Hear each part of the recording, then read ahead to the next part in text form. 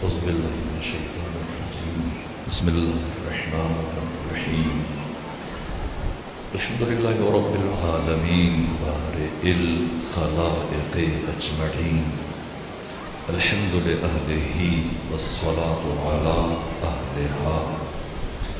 الصلاة والسلام على سيد الأنبياء والمرسلين العبد المؤيد الرسول المسدد المصطفى الأمجد الحبيب الأحمد النبي الأمي المكي المدني السراج المنير كوكب الدري صاحب الوقار والسكينة المدفون بأرض مدينة سيدنا ونبينا وشفيع ذنوبنا وطبيب قلوبنا وحبيب نفوسنا ومولانا أبي القاسم محمد المصطفى وأهل بيته الأطيبين الأطهرين الأنجبين المعصومين المظلومين ولعنة الله على أعدائهم ومنكري فضائلهم وغاصب حقوقهم من جوم عداوتهم إلى الآن ومن الآن إلى قيام يوم الدين وبعد يوم الدين. أما بعد فقد قال حق سبحانه وتعالى في القرآن: بسم الله الرحمن الرحيم. الله نور السماوات والأرض مثل نوره كمشكاة فيها مصباح المصباح في زجاجة الزجاجة كأنها كوكب دري يوقد من شجرة مباركة زيتونة لا شرقية ولا غربية يكاد زيتها يضيء ولو لم تمسسه نار نور على نور يهدي الله لنوره من يشاء ويضرب الله الأمثال للناس والله بكل شيء علیم. صلوات دیجیے.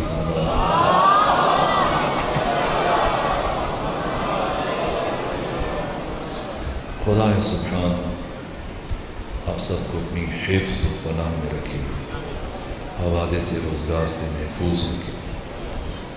پروردگار بانی مجلس میاں اسلم صاحب پروردگار طول و عمر صحت و سلامتی کے ساتھ عطا فرمائے، ان کی توفیقات خیر میں اضافہ اور آپ کے اور ان کے مرحومین کی درجات کو پروردگار بلند فرمائے. جو سلسلہ فکر شروع کیا گیا حسین ابن علی مظہر اسماء خدا، آج اس سلسلے کی تیسری مجلس ہے اور یہ بیان کرنے کی کوشش کی گئی کہ یہ 14 ذی مراتب ہستیاں، ذی درجات ہستیاں ہیں. ایسا نہیں کہ ان کے وجود منحصر ہے عالم ناسوت میں، نہ، یہ ذی مراتب ہستیاں ان کے وجود کے درجات ہیں. ان کے وجود کا نازل ترین رتبہ مرتبہ اس عالم ناسوت میں ہمارے درمیان ہماری ہدایت کے لیے خدا نے بھیجا. اس سے ماورا، اس سے بالاتر، اس سے اوپر عالم مثال، عالم نفس، عالم جبروت، عالم ملکوت اعلیٰ ان تمام عوالم میں اللہ نے انہیں رہبر بنایا، ہادی بنایا، مرشد بنایا۔ جیسے یہ ہمارے امام ہیں ویسے ملائکہ کے امام ہیں، جیسے یہ ہمارے رہبر ہیں ایسے انبیاء کے رہبر ہیں۔ یہ 14 اللہ کے اسماء اور اللہ کے اوصاف و صفات کے مظہر ہیں۔ ان کی حقیقت غیر از خدا کوئی بھی جاننے سے قاصر۔ یہ عالم نور کے باشندے، ان کا مقام عرش خدا، یہ عرش الہیہ کے باز ہے۔ میں نے کل آپ کی خدمت میں عرض کیا، امیر شام کے دربار میں جب امام حسن مجتبیٰ کو زج کرنے کے لیے امیر شام نے اپنے درباریوں کو پہلے سے آمادہ کیا، تیار کیا کہ حسن جب آئیں ایسی باتیں کرنا، ایسی گفتگو کرنا حسن کے باپ علی کے بارے میں کہ وہ زج ہو جائیں، تھک جائیں، الجھ جائیں اور مجھ سے گفتگو کرنے کے قابل نہ رہے۔ اور انہوں نے اسی طرح سے باتیں کی، گفتگو کی، جس کی طرف میں نے کل اشارہ کیا۔ اور جب سب بول چکے تو اب امام حسن مجتبیٰ گفتگو شروع کی، اور جو جملے کہے ان میں سے کچھ میں نے آپ کے سامنے عرض کیا، لیکن اس کے بعد جو جملہ میں نے عرض کیا کہ یہ 14 عالم نور، عالم لاہوت کے رہنے والے ہیں۔ باقی تمام عوالم میں اللہ نے ان کے وجود کو ہادی بنایا، لیکن ان کا موطن، ان کا محبت، ان کا مقام خود عرش خدا ہے۔ یہاں تک کہ کل کی گفتگو میں میں نے عرض کیا، جب امام حسن مجتبیٰ نے اس مرد شامی سے کہ جب امام حسن مجتبیٰ نے کہا کہ واللہ لو شئت لجعلت العراق شاما والشام عراقا، اگر میں حسن چاہوں شام کو عراق بنا، عراق کو شام بنا۔ پھر اپنے اختیار کو بیان کیا، اپنے تصرف کو، اپنی ولایت تکوینی کو۔ والرجل امرأة والامرأة رجلا، چاہوں مرد کو عورت بنا، عورت کو مرد بنا۔ علامہ مجلسی نے بہار میں اور اہل سنت عالم ابن ابی الحدید معتزلی جن کی وفات 656 ہجری میں ہوئی، انہوں نے تحریر کیا کہ جب امام حسن مجتبیٰ نے یہ جملے کہے تو حیرت سے ایک شامی کھڑا ہوا اور اٹھ کے امام حسن کی طرف روک کر کے کہنے لگا، یبن ابی تراب، علی کے بیٹے، من یقدر علی ذلک، کس میں طاقت ہے کہ وہ اتنی بڑی بات کر سکے؟ فنظر الامام الیہ شزرا، امام نے خیرہ نگاہی سے اس کی طرف دیکھا اور دیکھنے کے بعد بلا فاصلہ ارشاد فرمایا، اما تستحیین ان تقعدی بین الرجال، شرم نہیں آتی عورت ہو کر مردوں میں بیٹھی؟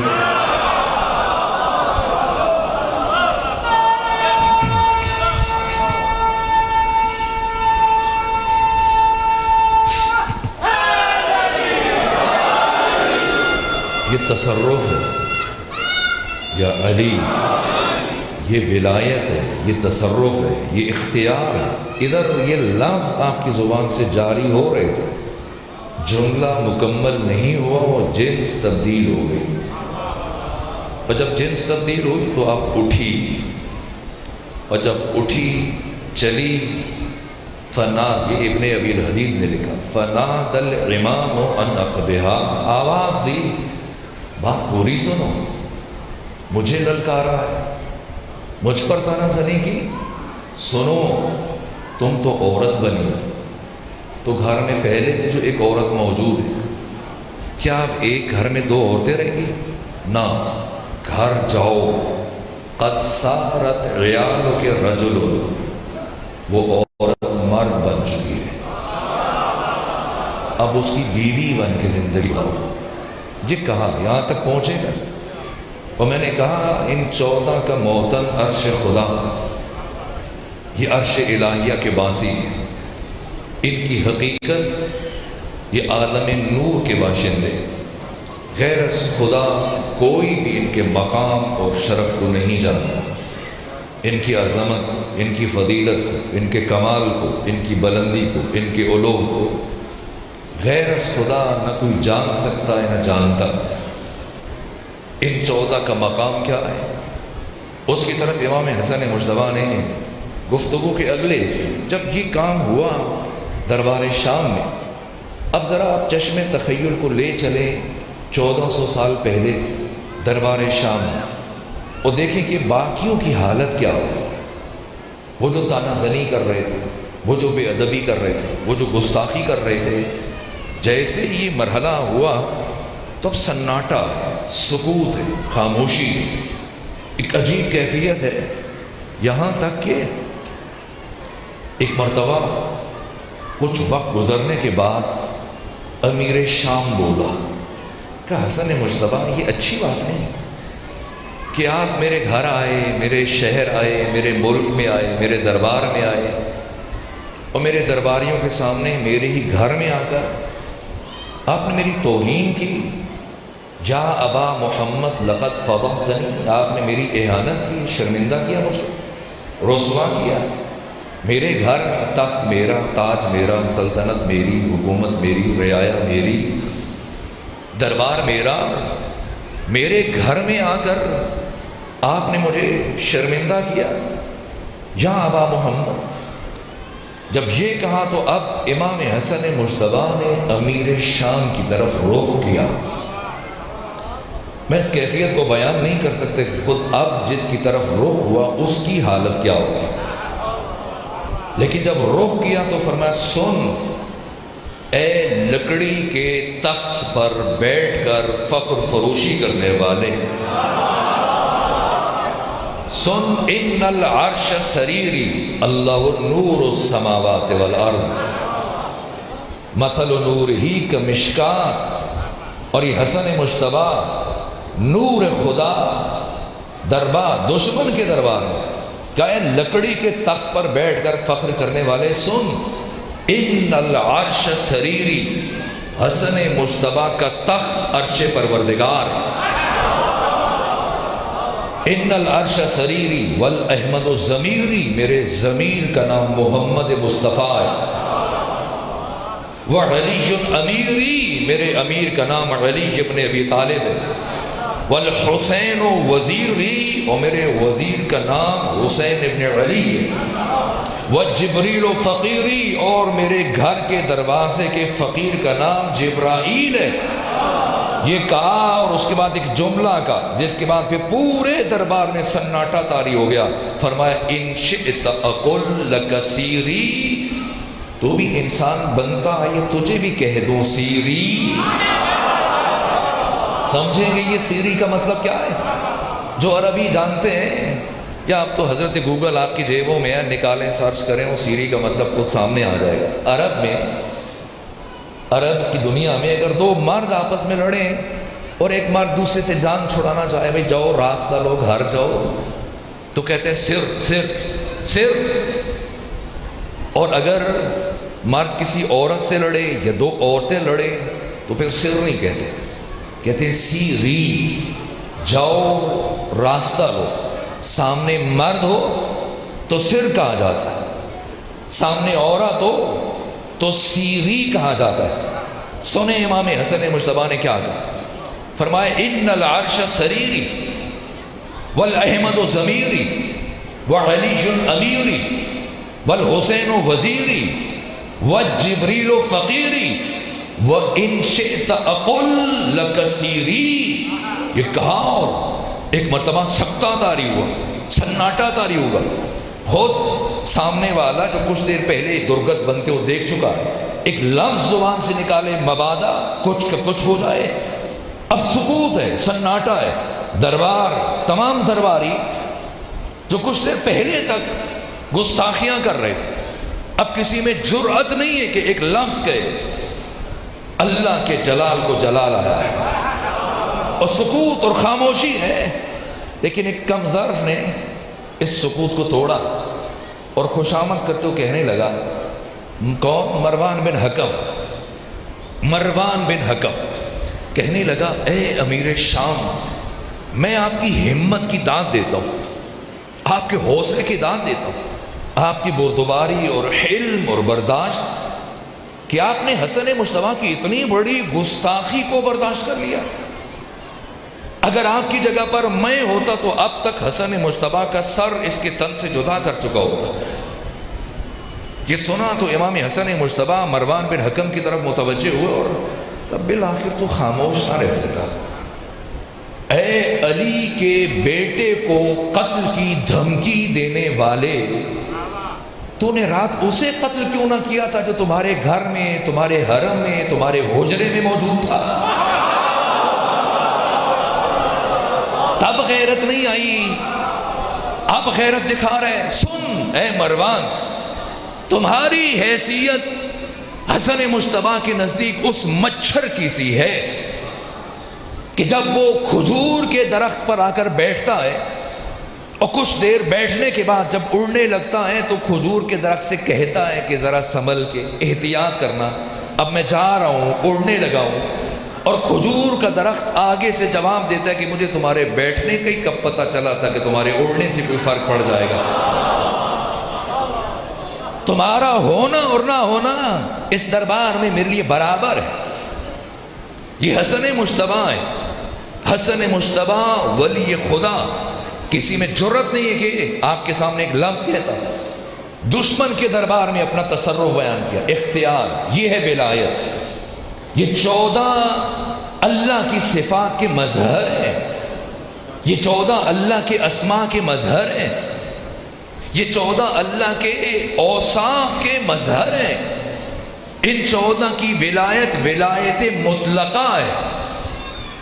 یہ 14 اسی معنی میں ولی ہیں جس معنی میں خود خدا ولی ہے.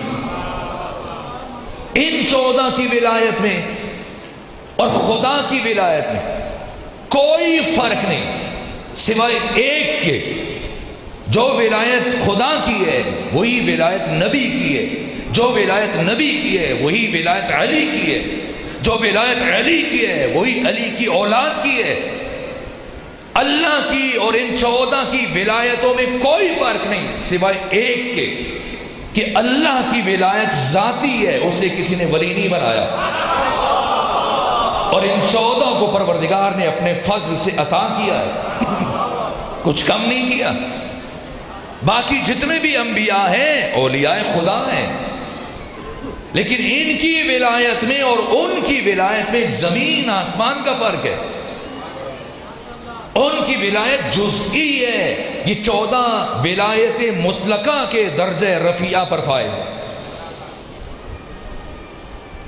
یہ ولایت مطلقہ اگر سمجھنا چاہتے تو سورہ مبارکہ رعد 13واں سورہ ہے قرآن مجید کا اور 13واں پارہ ہے اور آخری آیت ہے 43 نمبر. اور خدا فرماتا ہے وَيَقُولُ الَّذِينَ كَفَرُوا، اے رسول یہ کافر کہتے ہیں لست مرسلا، آپ رسول نہیں.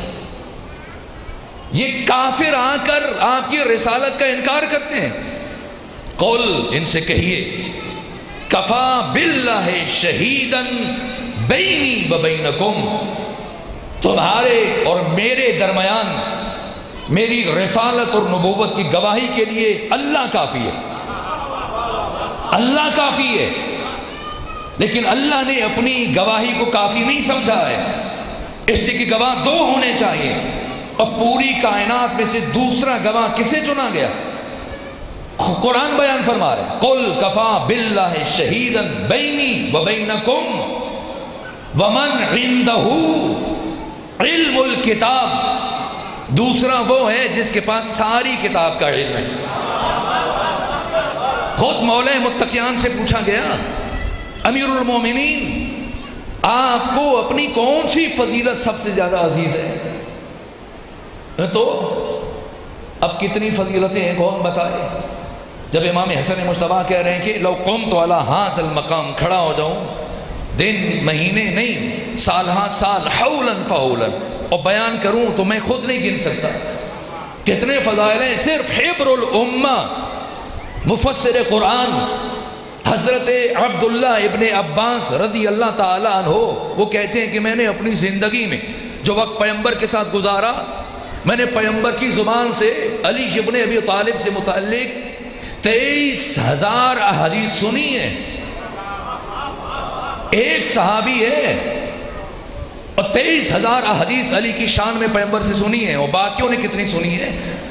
ساری چیزیں پیغمبر مسجد نبوی میں بیان نہیں کرتے تھے، جہاں جو ملتا ہے پیغمبر اس کے سامنے علی کی بات کرتے۔ یہ جناب ام سلمہ زوجہ ختمی مرتبہ روایت کرتی ہیں، علماء اہل تسنن نے بیان کیا کہ پیغمبر اسلام رات سونے سے پہلے جو سب سے آخری کام انجام کرتے تھے، انجام دیتے تھے، وہ علی ابن ابی طالب کے چہرے کی زیارت ہوا کرتی، اور صبح اٹھنے کے بعد تہجد سے پہلے، نماز شب سے پہلے، جاگنے کے بعد پیغمبر سب سے پہلے جو کام انجام دیتے تھے وہ بھی علی کے چہرے کی زیارت ہوا کرتی۔ اگرچہ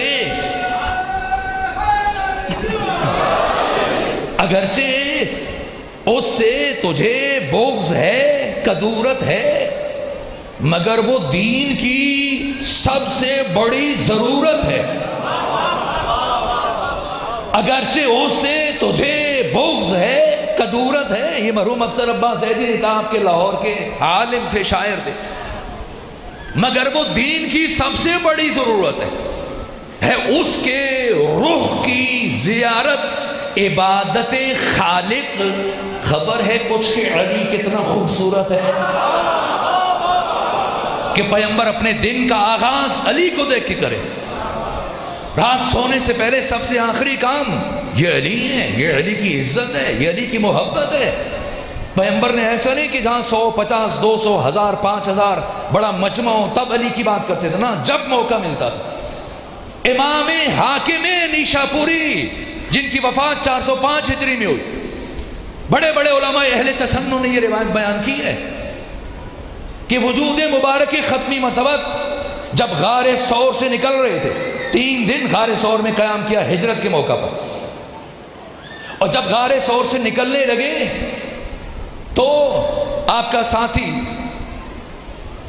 عبداللہ بن عثمان بن عامر جو ابو بکر کے نام سے شہرت رکھتے، یہ علماء اہل تسنن نے لکھا کہ پیغمبر نے ابو بکر کا ہاتھ پکڑا، اور ہاتھ پکڑنے کے بعد فرمایا، ابو بکر یاد رکھنا، کفی وکف علی فی العدل سوا، میرا ہاتھ اور علی کا ہاتھ عدالت الہیہ میں برابری کی منزل پر ہے۔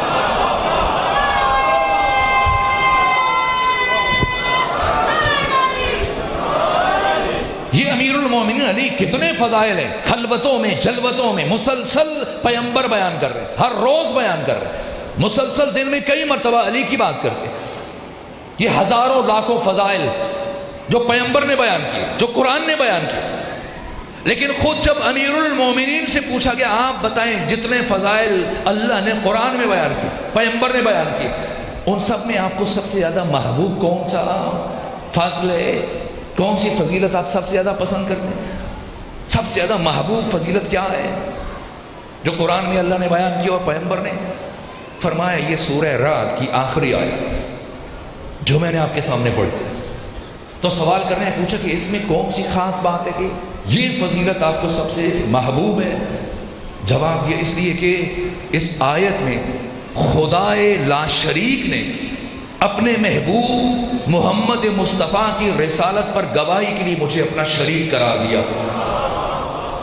یہ غیر معمولی بات ہے کہ جب کافروں نے اعتراض کیا وَيَقُولُ الَّذِينَ كَفَرُوا لَسْتَ مُرْسَلًا، آپ رسول نہیں ہیں، تو خدا نے فرمایا میرے مصطفیٰ کہو قُلْ كَفَى بِاللَّهِ شَهِيدًا بَيْنِي وَبَيْنَكُمْ، میں کافی ہوں، میرا اللہ کافی ہے شہادت کے لیے، گواہی کے لیے۔ ومن عنده علم الکتاب، دوسرا وہ جس کے پاس کتاب کا علم ہے، یہ علی ہے کہ اللہ نے ختمی مرتبت کی نبوت اور رسالت کی گواہی کے لیے آپ کو شامل کیا۔ جب گواہ دو ہوں تو گواہی میں کچھ چیزوں میں برابری شرط ہے، ورنہ گواہی کو رد کر دیا جائے گا۔ گواہ جو دو گواہ ہیں، جس چیز کے لیے گواہی لی جا رہی ہے اس کے بارے میں معلومات اور علم برابری کی منزل پر ہونا چاہیے، عدالت میں برابری کی منزل پر ہونا چاہیے۔ یعنی جو علم خدا کا، اللہ نے وہی علم علی کو عطا کیا ہے، وہی جو پیغمبر فرما رہے ہیں، وہی عدالت الہیہ کے مظہر۔ وقت نہیں کہ میں اس طرف اشارہ کروں، اگر وقت ہوا تو آنے والے دنوں میں عرض کروں گا۔ یہ شرف ہے، یہ مقام ہے، یہ تعارف ہے۔ ان کی ولایت خدا کی ولایت سے الگ نہیں ہے۔ ولی کا مطلب کیا ہے؟ جائیں دیکھیں امام راغب اصفہانی نے مفردات راغب میں کیا لکھا۔ ولی جہاں پر فاصلے کا تصور نہ ہو، ولی ہوتا ہی وہی ہے جہاں فاصلہ نہ ہو۔ یہ جو بلا فاصل کی قید ہے یہ وضاحت ہے، بس یہ قرب خدا کی اس انتہائی منزل پر فائز ہے۔ ان کی ولایت خود خدا کی ولایت ہے۔ اسے امام احمد ابن حنبل نے بیان کیا، علماء اہل تسنن نے بیان کیا کہ خدا فرماتا ہے ولایت علی، پیغمبر کی حدیث ہے، ولایت علی ولایت اللہ۔ یہ منزل طے کرنا ضروری ہے تاکہ بارگاہ حسین تک پہنچے۔ وَحُبُّهُ حُبُّ اللَّهِ، علی کی ولایت خود خدا کی ولایت ہے۔ علی سے محبت رکھنا ایسا ہی ہے جیسے خود خدا سے محبت رکھنا۔ یہ جو آج کل گفتگو کی جاتی ہے بھائی جہاں علی مدد کہتے ہیں تو یہ شرک ہے، بدعت ہے، اور پھر ہماری طرف سے بعض خطبہ اور دانشور وہ کہتے ہیں بھئی آپ دوسروں سے بھی تو مدد مانگتے ہیں، آپ نے مکان بنانا ہے تو آپ بننا کو لے کے آتے ہیں، انجینئر سے مدد لیتے ہیں، ڈاکٹر سے مدد لیتے ہیں، آپ علی سے ایسی مدد مانگ رہے ہیں؟ ناصر کا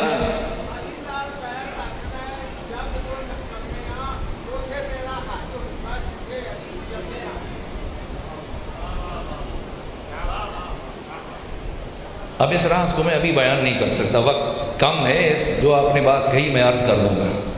ایک شعر پڑھا ہے نا کہ علی نال بغض رکھیں ایویں تو نکمیا، اوتھے تیرا حج ہووے جتھے علی جمیا۔ تو میں ایک جملہ کہہ دیتا ہوں، تفصیل کی تو گنجائش نہیں۔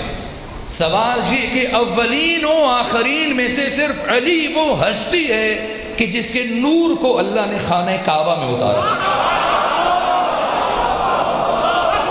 راز کیا ہے؟ راز کیا ہے؟ خود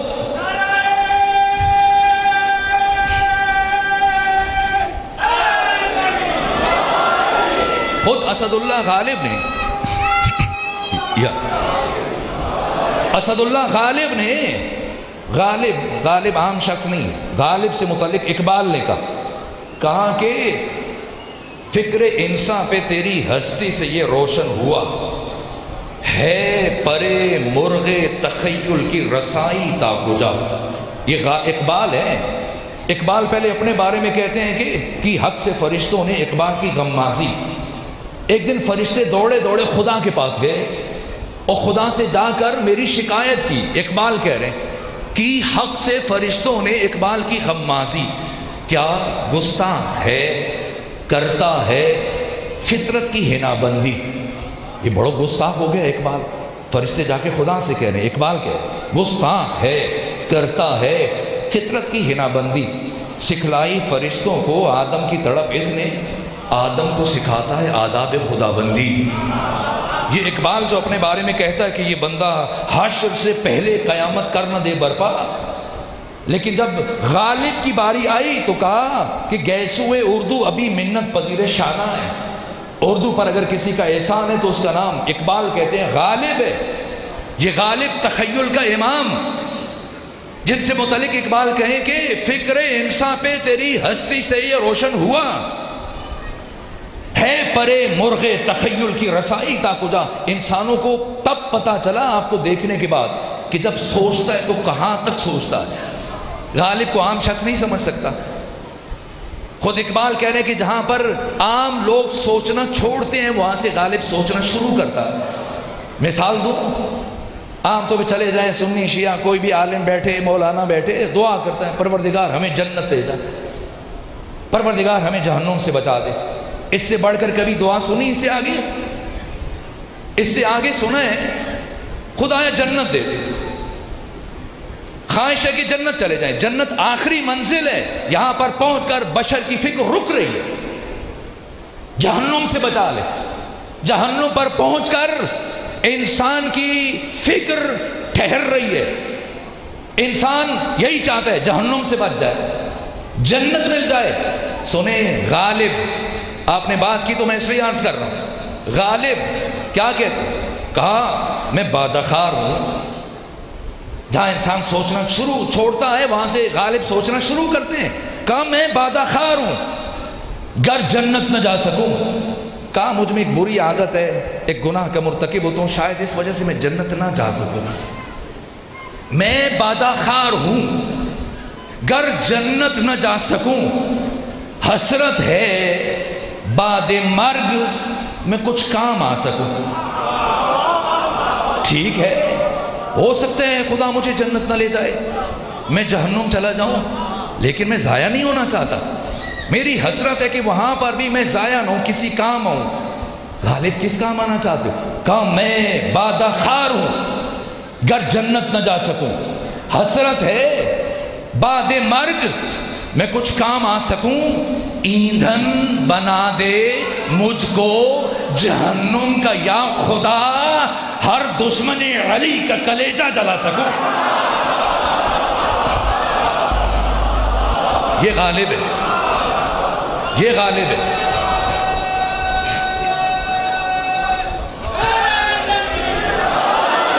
یہ غالب یار، آپ نے کہا اتھے تیرا حج ہوئے جتھے علی جمعہ۔ سنے غالب کیا کہتے ہیں کہ خدا سے خطاب کیا، کا شک نہیں جس میں کوئی وہ تیری یکتائی ہے، کہ جس چیز میں کوئی تذبذب و تشکیک اور شک و ریب کی گنجائش نہیں وہ تیری وحدت ہے۔ ہر طرح کے تذبذب و تشکیک، شک و ریب سے ماورا بالاتر تو وحدہ لا شریک ہے، مانتا ہوں شک نہیں جس میں کوئی وہ تیری یکتائی ہے، گر بہکتا ہے نصیری تو وہ سودائی ہے۔ اگر نصیری علی کو اللہ کہہ رہے تو سادہ ہے، بے وقوف ہے، غلطی کر رہا ہے، تیری وحدت میں شک نہیں ہے۔ لیکن جو اگلی بات کہی کہ شک نہیں جس میں کوئی وہ تیری یکتائی ہے، گر بہکتا ہے نصیری تو وہ سودائی ہے۔ لم یلد پہ میرا ایمان ہے لیکن یا رب تیرے گھر سے کسی بچے کی صدا آئی ہے۔ کیوں؟ اولین و آخرین میں اجماع ہے۔ شاہ عبدالحق محدث دہلوی، شاہ عبدالعزیز دہلوی، شاہ ولی اللہ دہلوی، وہ شخصیت کی جس نے پاکستان میں بر صغیر پاک و ہند میں مکتب اہل تسنن کی بنیاد رکھی ہے۔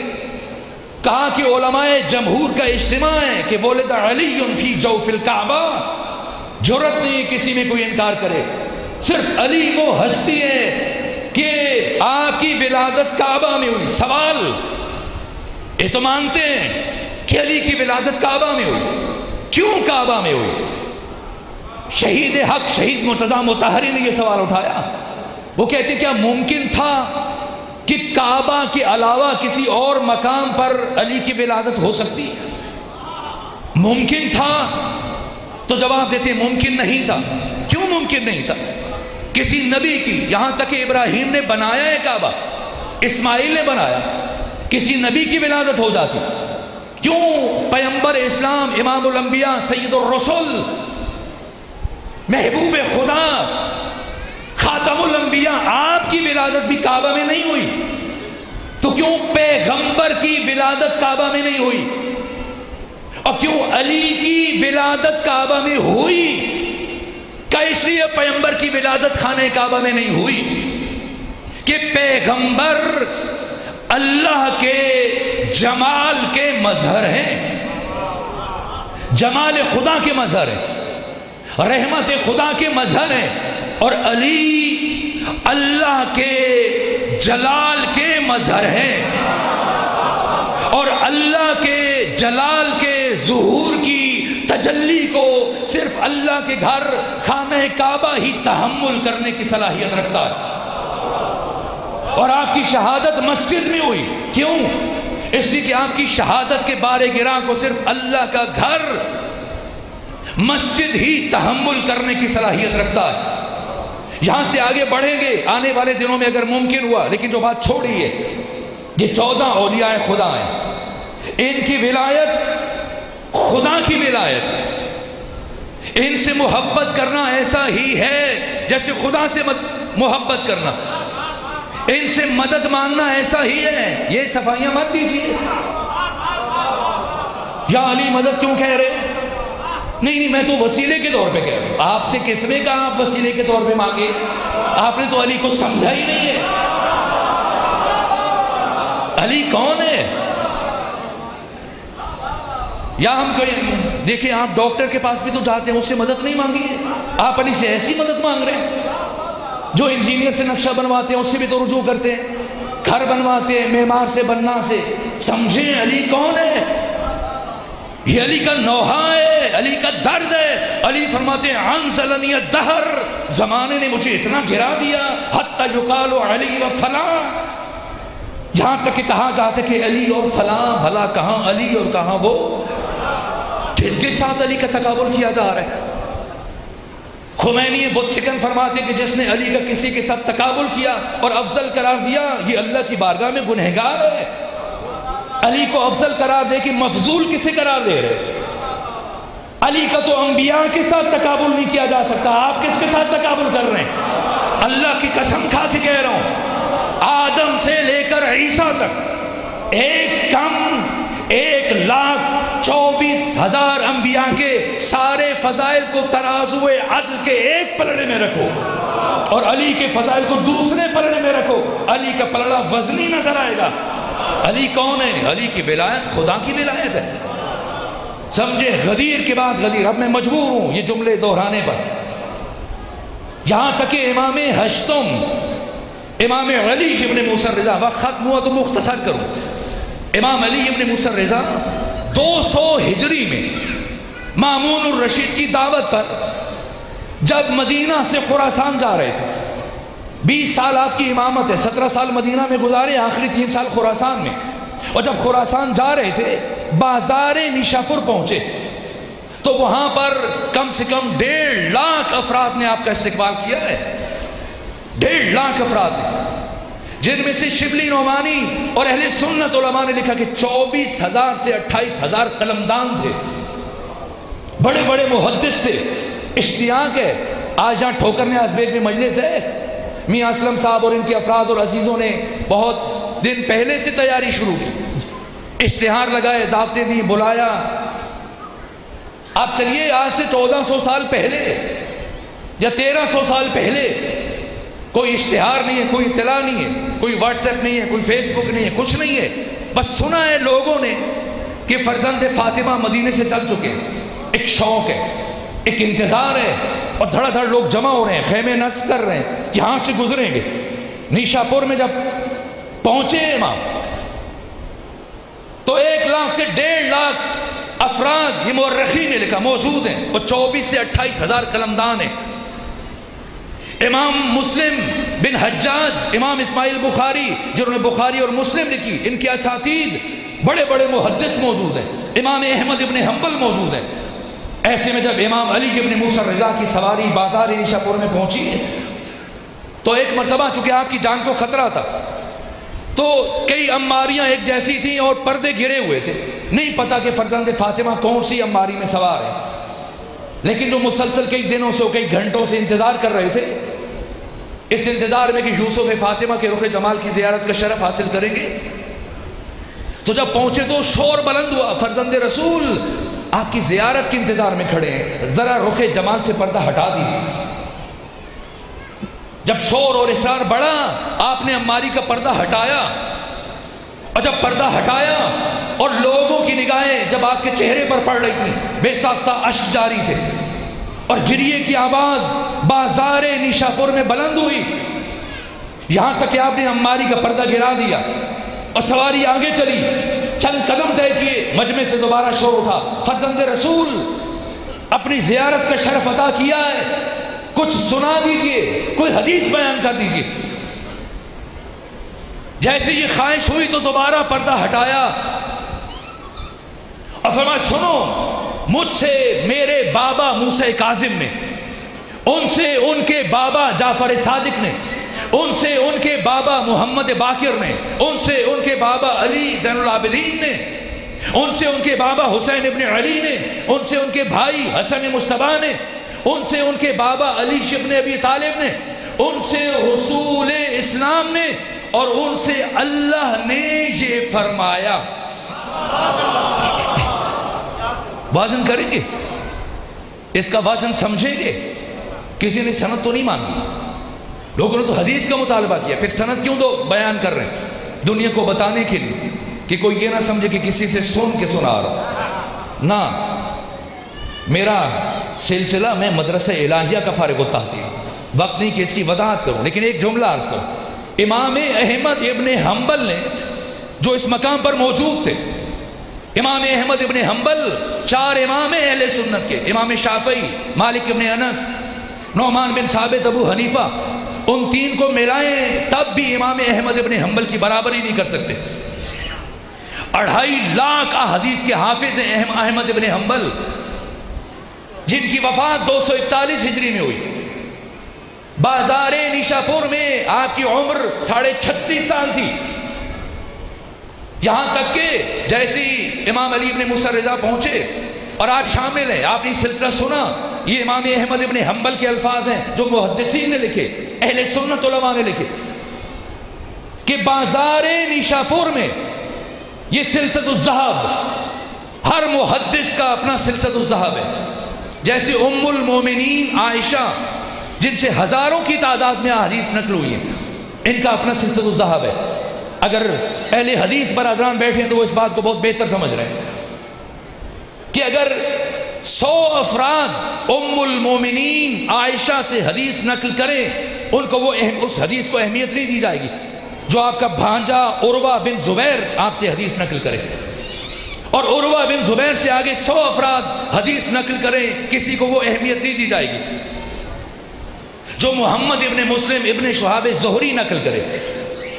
یہ ام المومنین عائشہ کا سلسلۃ الذہب ہے، اور ایک سلسلۃ الذہب جسے امام علی ابن موسیٰ رضا نے بازار نیشاپور میں بیان کیا، اس کے متعلق امام احمد ابن حنبل ایک جملہ کا بازار نیشاپور میں جس خوبصورت انداز سے علی ابن موسیٰ رضا خود سے خدا تک پہنچے، اگر ان پاکیزہ ناموں کو اسی ترتیب سے کسی پاگل اور دیوانے پر پڑھ کر دم کر دیا جائے تو اسے شفا حاصل ہو جائے۔ اب سمجھیں کیوں سلسلہ سند ذکر کر رہے ہیں، چونکہ بات اتنی بڑی کرنے جا رہے ہیں جس کے لیے امام نے یہ سلسلہ سند بیان کرنا ضروری سمجھا، خدا تک پہنچے اور فرمایا سنو اللہ کے کیا فرما رہا ہے۔ خدا فرما رہے کلمۃ لا الہ الا اللہ حصنی، کلمہ لا الہ الا اللہ میرا قلعہ ہے، فمن دخل فی حصنی امن من عذابی، جو اس کلمہ توحید میں قلعہ توحید میں داخل ہو گیا وہ میرے عذاب سے بچ گیا۔ یہ فرمایا اور پھر پردہ گھرا دیا، لیکن سامنے ٹھوکر نیاز بیگ اور اطراف سے آئے ہوئے مومنین نہیں بیٹھے تھے، کئی گھنٹوں اور دنوں سے وہ عشاق جمع ہوئے تھے سفر کر کے، جن کی توجہات اس عروج پر ہیں کہ متوجہ کہ صرف اتنا کہنے کے لیے فرزند رسول اتنی بڑی سند بیان نہ کرتے، بات کچھ اور ہے۔ اس لیے جب پردہ گرایا تو دوبارہ آوازیں بلند ہوئی، فرزند رسول اپنی بات مکمل کر دیجیے۔ بس آخری جملہ عرض کر، بات مکمل کر دیجیے۔ جیسی اصرار بڑھا آپ نے سے 12 پردہ ہٹایا اور ایک جملہ کا بشرطہا وشروطہا وانا من شروطہا، یہ جو اللہ کہہ رہے کلمہ لا الہ الا اللہ میرا قلعہ ہے، جو اس میں داخل ہو گیا وہ عذاب سے بچ گیا، اس کی کچھ شرائط ہیں، اس کی کچھ شروط ہیں، وَأَنَا مِن شُرُوطِهَا، اور میں علی ابن موسیٰ الرضا اس توحید کی شرائط اور ارکان میں سے ایک ہوں۔ لوگ سمجھتے ہیں صرف لا الہ الا اللہ پڑھنے سے انسان موحد بن جاتا ہے، لا الہ الا اللہ کی مشقیں کرنے سے انسان توحید پرست بن جاتا ہے۔ نہ، یہ خمینی بت شکن نے فرمایا لا الہ الا اللہ توحید ہے۔ آیت اللہ جوادی عامری نے اپنی کتاب شمیم ولایت میں بیان کیا، آیت اللہ حسن زادہ عامری نے، آیت اللہ وحید خراسانی نے بیان فرمایا کہ لا الہ الا اللہ توحید ہے، لیکن کمال توحید نہیں ہے، یہ توحید کا نقطہ آغاز ہے۔ کمال توحید کیا ہے؟ کمال توحید اللہ کی وحدانیت کے بعد ان 14 کی ولایت مطلقہ کا کما حق ہو اعتراف کرنا اور ایمان لانا اور اظہار کرنا، یہ توحید کا کمال ہے۔ تو پھر کفر کیا ہے اور شرک کیا ہے؟ تو وہ فرماتے ہیں کہ ان 14 میں سے کسی ایک کا یا خدا کا انکار کرنا یہ کفر ہے، اور شرک کیا ہے؟ ان 14 کے علاوہ دنیا کے کسی 15ویں انسان کو اٹھا کر ان کی صف میں شامل کرنے کی کوشش کرنا اور ان سے برابری کی سطح پر لانے کی کوشش کرنا، یہ شرک ہے۔ شرک ان کی ولایت حق تعالی کی توحید کا ناگزیر تتمہ ہے، ناگزیر تکملہ ہے۔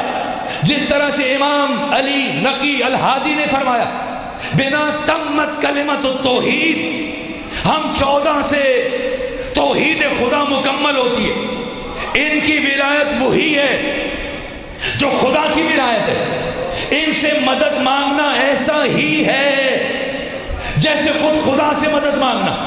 یہ اختیار خود خدا نے انہیں عطا کیا، یہ اللہ کی مشیت کے ظرف ہے، یہ اللہ کی رضا کے مظہر ہیں۔ ان سے مانگنا ایسا ہی ہے جیسے خود خدا سے مدد مانگنا۔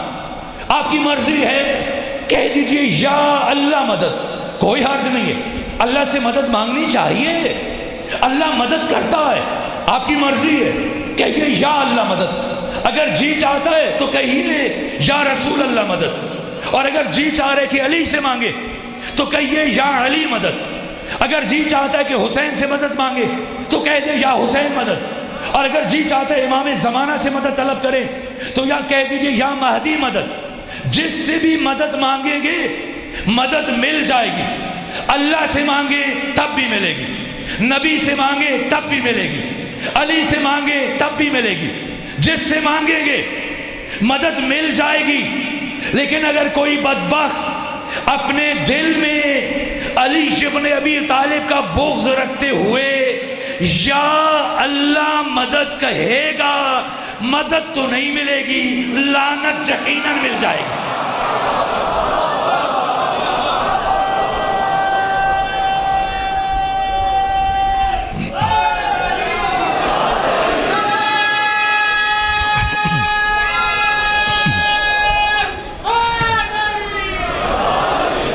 یہ ولایت عظمی، یہ مقام عظمی ولایت۔ آپ نے نعرہ لگایا، وقت ختم ہو گیا ورنہ کچھ عرض کر دیتا۔ صرف قرآن کی بات نہیں، انبیاء نے مدد مانگی ہے۔ قرآن بیان فرمایا کہ وَأَنزَلْنَا الْحَدِيدَ فِيهِ بَأْسٌ شَدِيدٌ، ہم نے لوہا اتارا جس میں شدید لڑائی ہے، وَمَنَافِعُ لِلنَّاسِ، اور لوگوں کے لیے فائدے ہیں۔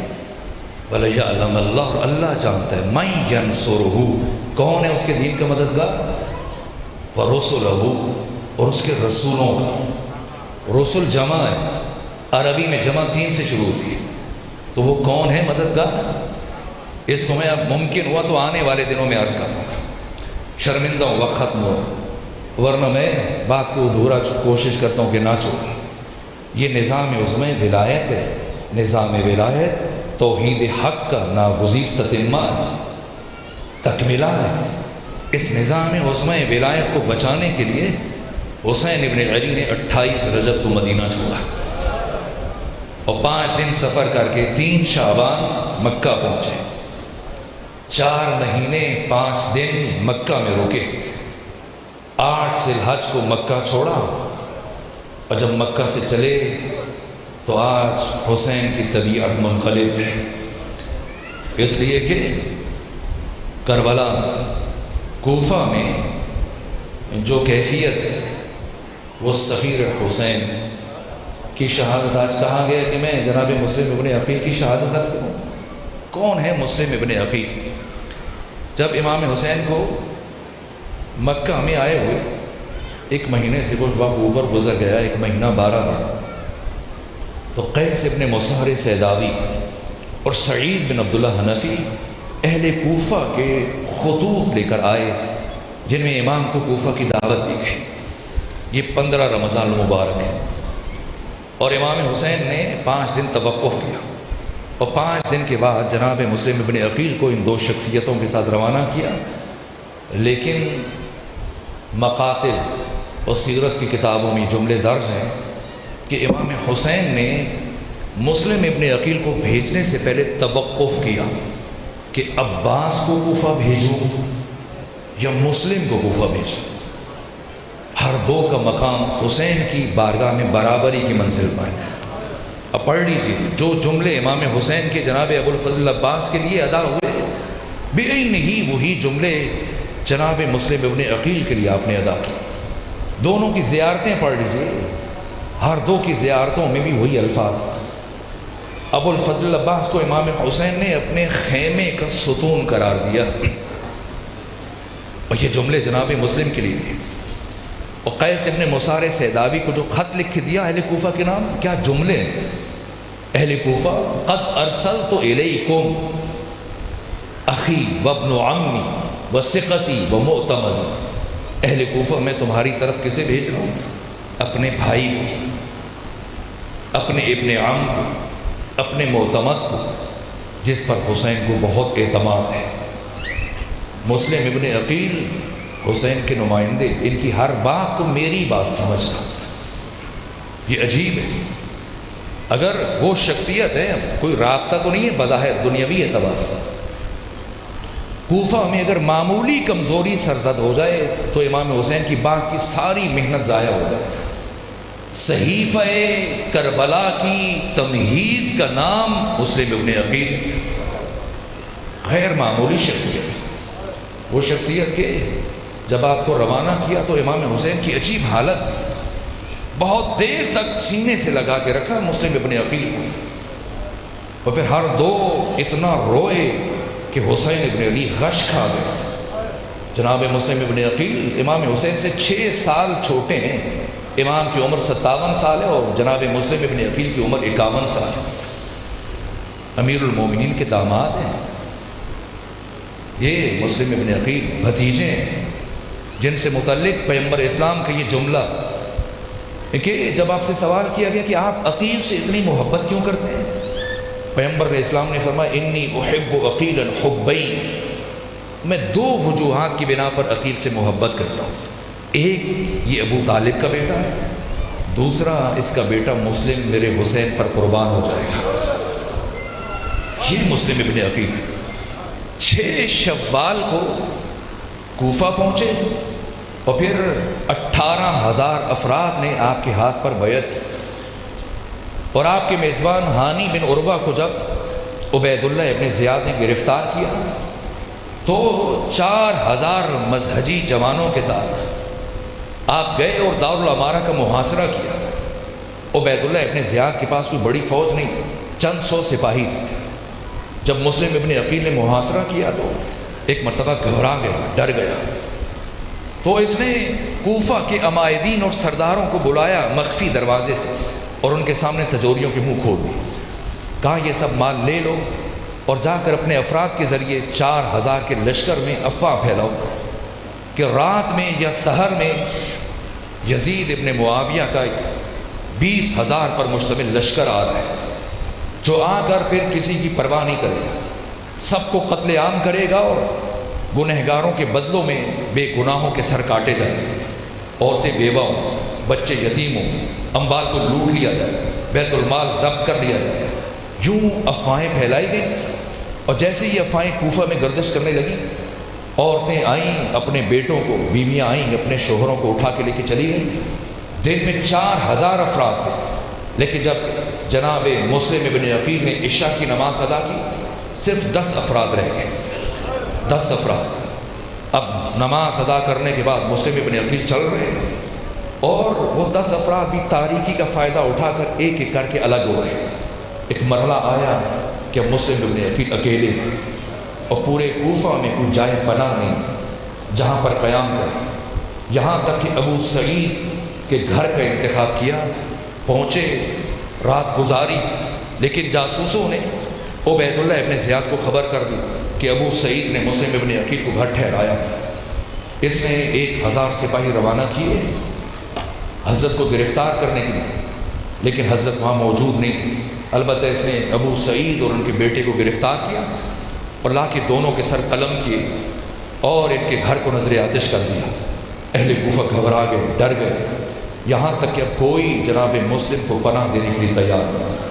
کتنے دن، کتنی راتیں جناب مسلم ابن عقیل نے بے سر و سامانی کے عالم میں گزارے، یہاں تک کہ آپ 7 ذی الحج کی شب میں توآ قبیلہ کندہ سے تعلق ہے، یہ محمد ابن اشعث کی کنیز جسے اس نے بعد میں آزاد کیا، یہاں پر حضرت تفصیل ہے، اب وقت نہیں کہ میں تفصیل بیان کروں، اس مومنہ کے گھر میں قیام کیا، لیکن اسی کے بیٹے نے مخبری کی، انعام کے لالچ میں ابن زیاد کو بتایا، اور ابن زیاد نے محمد بن اشعث بن قیس کندی کو 500 کا لشکر دے کر روانہ کیا، جاؤ مسلم ابن عقیل کو گرفتار کر کے لاؤ۔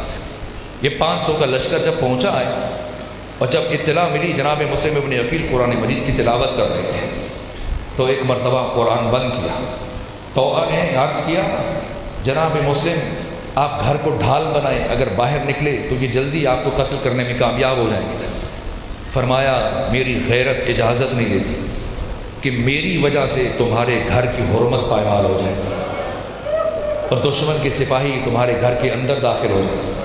میں عرض کروں گا مسلم ابن عقیل آپ کو گوارا نہیں ایک مومنہ کے گھر کی حرمت پائمال ہو جائے، کیسے برداشت کریں گے جب 10 محرم کو خیام اہل بیت میں دشمن چلے آ رہے ہیں۔ بس میرے عزیزوں باہر آئے اور جنگ شروع ہوئی، 500 افراد ہیں، یہ قرآن مجید ہے، قرآن بیان فرماتا ہے اگر تمہارے مقابلے میں ایک دشمن آئے تو جنگ کرو، 2 آئیں تو جنگ کرو، 3 4 5 7 9، لیکن اگر تمہارے مقابلے میں 10 دشمن آ جائیں تو قرآن فرماتا ہے پھر تم سے جہاد ساقط ہے، اس لیے کہ ہیتہ بشر سے خارج ہے کہ انسان ایک وقت میں 10 سے زیادہ افراد سے لڑنے کی صلاحیت نہیں رکھتا۔ پہچانیے مسلم ابن عقیل کو، 500 افراد ہیں، اور میں نے تاریخ و سیرت اور مقتل کی کتابوں میں پڑھا جناب مسلم ابن عقیل شاگرد علی ابن ابی طالب جب دشمن کی طرف بڑھتے تھے تو پلٹ کر ایک دوسرے کے اوپر گرتے تھے، اور جناب مسلم ابن عقیل کمر بند سے پکڑ کر جب دشمن کے سپاہیوں کو اٹھا کر پھینکتے تھے تو وہ دوسرے گھروں میں دوسرے گلیوں میں جا کے گرتے، اور جب تلوار چلائی تو ان کے سر اڑ رہے تھے، یہاں تک کہ مسلسل جب حملے کی صبح میں یہ وقت جنگ شروع ہوئی طلوع آفتاب کے ساتھ اور ظہر تک جنگ جاری، یہاں تک کہ جو بھی گلیوں میں مقابلے میں آ رہا ہے اس کا سر قلم کر، اور محمد بن اشعث یہ صورتحال دیکھ کر گھبرایا، قاصد کو دوڑایا جاؤ مزید مدد کے لیے سپاہی بھیجے، 200 سپاہی بھیجے۔ کچھ دیر کے بعد پھر قاصد کو دوڑایا جاؤ عبید اللہ ابن زیاد سے کو پھر مزید سپاہی بھیجے، اس نے مزید سپاہی بھیجے، اور جب تیسری مرتبہ محمد بن اشعث بن قیس کندی نے قاصد روانہ کیا جاؤ عبیداللہ ابن زیاد سے کہو اور سپاہی بھیجو، میرے سپاہیوں کو قتل کیا جا رہا ہے۔ ایک مرتبہ اسے پیغام دے کے بھیجا کہ ایک بندے کو مارنے کے لیے تمہیں کتنے سپاہی چاہیے؟ اس کے جواب میں محمد بن اشعث نے کہا کہ جا کے عبیداللہ ابن زیاد کو بتاؤ کہ میرے مقابلے میں کوئی کوفہ کا بقال یا سبزی فروش نہیں ہے، علی کا بھتیجا ہے، علی کا داماد ہے، علی کی شجاعت کا وارث ہے۔ یہاں تک کہ اتنی پامردی اور شجاعت سے جنگ کی جناب مسلم ابن عقیل نے کہ جب دشمن کو کچھ سمجھ نہ آیا، اس نے منصوبہ بندی کی اور ایک گڑھا کھودا، اس نے خس و خاشاک سے بھر دیا اور دھوکے سے عقب نشینی اختیار کی، پیچھے ہٹ رہے ہیں۔ یہاں تک کہ وہ پیچھے ہٹتے گئے اور مسلم ابن عقیل حملہ کرتے ہوئے جب آگے بڑھ رہے تھے، ایک مرتبہ اس گڑھے میں گرے، اور جب گرے تو تیر انداز جو گھروں کی چھتوں پر سوار تھے، جنہوں نے تیر تلہ کمان میں جوڑ رکھے تھے، اس مرحلے کا انتظار کر رہے تھے، جیسے ہی مسلم ابن عقیل گرے، چھتوں سے تیروں کی بارش کر دی گئی، پتھروں کے ڈھیر تھے، اس طرح سے پتھروں کی بارش کی گئی کہ مسلم ابن عقیل لہو لہان ہو گئے، سر سے لے کے تیروں سے چھلنی ہے، نئے سے آپ کے جسم میں پیوست ہے۔ اس حالت میں سفیر حسین کو گرفتار کیا گیا اور پھر زنجیروں میں جکڑ کر، رسیوں میں باندھ کر آپ کو دارالامارہ گورنر ہاؤس عبیداللہ ابن زیاد کے سامنے جب لایا گیا، لیکن اگرچہ سر سے لے کے پاؤں تک لہو لہان تھے، زنجیروں میں جکڑے ہوئے تھے، لیکن جیسے ہی دارالامارہ میں داخل ہوئے، ایک مرتبہ یہ شان ہے، یہ جلال ہے کہ سینہ تنا ہوا ہے اور آنکھوں میں عزم و ایقان کی چمک ہے کہ خود دشمن حیران تھے کہ اتنے زخم کھانے کے بعد لہو لہو، تیروں سے چھلنی مسلم، یہ شجاعت، یہ ہیبت، یہ جرأت، یہ جلال، اس شان کے ساتھ چلتے ہوئے آگے بڑھے اور آگے بڑھ کر عبیداللہ ابن زیاد کے سامنے کھڑے ہوئے۔ جب کھڑے ہوئے تو محمد ابن اشعث نے اپنی تلوار کا دستہ آپ کی گردن پر مارا اور کہا سر جھکا کے امیر کو سلام کرو۔ جیسی جناب مسلم نے یہ جملہ سنا، وہ تاریخی جملہ ارشاد فرمایا سنو امیری حسین و نعم الامیر، اس کائنات میں مسلم کا صرف ایک امیر ہے اور اس کا نام حسین ابن علی ہے۔ اور حسین ابن علی اعجاز امامت سے یہ سارا منظر دیکھ رہے تھے۔ جب دیکھا کہ میرا مسلم اکیلا دشمنوں کے درمیان مجھے امیر کہہ رہا ہے، تو فرمایا اے مسلم میں وعدہ کرتا ہوں قیامت تک دنیا مجھے غریب کہا کرے گی لیکن تجھے امیر کہہ کے سلام کیا کرے گی۔ بس میرے عزیزو، اب جناب مسلم کو شہید کرنے کے لیے دارالامارہ کی سیڑھیوں سے اوپر لے کے جایا جا رہا ہے، یہاں تک کہ جب دارالامارہ کی چھت پہ پہنچا دیا گیا اور اب ارادہ ہے کہ سر قلم کر کے آپ کو نیچے صحن میں پھینکا جائے، ادھر یہ جناب مسلم کی کیفیت ہے، ادھر حسین کی حالت کیا ہے۔ میں نے مکتب کی کتابوں میں پڑھا حسین کے پاؤں رکاب سے نکل چکے، اب ماما کھل کے گلے میں آ گئے اور آنکھیں آنسوؤں سے یوں بھیگی ہے کہ داڑھی بھیگ گئی ہے اور ہچکیاں لے کر رو رہے ہیں۔ ایک مرتبہ ثانی زہرا کی نگاہ پڑی، جیسی دیکھا آقا حسین کو اس حالت میں، کہا ابو الفضل عباس جاؤ دیکھو بھیا حسین کیوں رو رہے ہیں، یہ حالت کیوں ہے۔ ایک مرتبہ جناب عباس پہنچے، پوچھا آقا کیا ہوا؟ امام حسین کی آواز گریے کے سبب اتنی رن چکی تھی، بتا نہیں پائے، بس انگلیاں کھول دی۔ کہا عباس میری انگلیوں کے درمیان دیکھو۔ اب تو جناب عباس نے دیکھا کیا منظر ہے، رسیوں میں جکڑے ہوئے جناب مسلم ابن عقیل کو دارالامارہ کی چھت پہ لے کے جایا جا رہا ہے۔ ایک مرتبہ جب چھت پہ دیکھا جناب مسلم کو اور سمجھے کہ اب جناب مسلم کو زمین پر گرایا جائے گا، ایک مرتبہ تڑپ کر کہتے ہیں آقا مجھے کوفہ بھیج دیجیے۔ فرمایا عباس لڑنا چاہتے ہو؟ کہ نہیں آقا لڑنا نہیں چاہتا، بس یہ سوچ رہا ہوں جب اتنی بلندی سے مسلم کا لاشا زمین پر گرایا جائے گا، کوئی ہو جو مسلم ابن عقیل کا استقبال کرے۔ امام حسین نے فرمایا عباس میرا مسلم لاوارث نہیں ہے، دارالامارہ کے صحن میں دیکھو میری ماں فاطمہ زہرا مسلم ابن عقیل کے استقبال کے لیے آئی ہوئی۔ بس میرے عزیزوں، کچھ ہستیاں ہیں جن کی لاش ٹکڑوں میں بٹ گئی ہے، ان میں سے ایک شخصیت جناب مسلم ابن عقیل ہے۔ ایک مرتبہ امام حسین کی کیفیت ہے، کچھ وقت گزرنے کے بعد امام حسین نے جناب مسلم کی سب سے چھوٹی بیٹی جناب عاتقہ کو بلایا اور بلانے کے بعد گود میں بٹھایا اور پیار کرنے لگے اور پیار کرتے ہوئے نوازش کر رہے ہیں. ایک مرتبہ جناب مسلم کی بیٹی تڑپ کر کہتی ہیں کہ آقا آپ تو ایسے مجھ سے نوازش کر رہے ہیں جیسے یتیموں سے نوازش کی جاتی ہے. کیا میرے بابا شہید ہو گئے؟ فرمایا اے عاتقہ آج سے آپ میری بیٹی ہیں، فاطمہ و سکینہ آپ کی بہنیں ہیں. اور اس کے بعد ثانیہ زہرا سے فرمایا اے بہن زینب وہ بندے وہ بالیاں جو میں نے مدینے میں آپ کو دی تھی لے آئیے، میں اپنی بیٹی کو پہنانا چاہتا ہوں. امام حسین نے اپنے ہاتھوں سے جناب عاتقہ کو وہ بالیاں پہنائی. بس اتنا عرض کروں گا، جب امام حسین عاتقہ سے نوازش کر رہے تھے، بالیاں پہنا رہے تھے، حسین کی چھوٹی بیٹی سکینہ یہ سارا منظر دیکھ رہی تھی. اور سکینہ نے دیکھا جب کوئی بچہ یتیم ہو جاتا ہے اس کے ساتھ کیسے نوازش کی جاتی ہے، اسے کس طرح محبت سے بالیاں پہنائی جاتی ہیں. لیکن عاشور کو، عصر عاشور، جب خود سکینہ یتیم ہوئی، کسی نے نوازش نہیں کی، کسی نے بالیاں نہیں پہنائی. جو بالیاں خود جناب سکینہ کو بابا نے پہنائی تھی، انہیں اتارا نہیں گیا، انہیں نوچ دیا گیا، سر پہ چہرے پہ تماچے مارے گئے. بس آخری جملہ عرض کروں میرے عزیزوں، ایک مرتبہ 12 محرم کو جب ابھی حضرت کے جنازے کی شبی لائی جائے گی، تو بس آخری جملہ عرض کر رہا ہوں. ایک مرتبہ 12 محرم کو جب اسیروں کا قافلہ ایک مرتبہ کوفہ میں داخل ہوا تو جناب مسلم ابن عقیل کی لاش کو دروازے کوفہ پر آویزاں کیا گیا تھا. اور جیسی ثانیہ زہرا کی نگاہ پڑی، ایک مرتبہ تڑپ کے کہتی ہے سید سجاد کیا کوفہ میں مردے دفنانے کا رواج نہیں ہے؟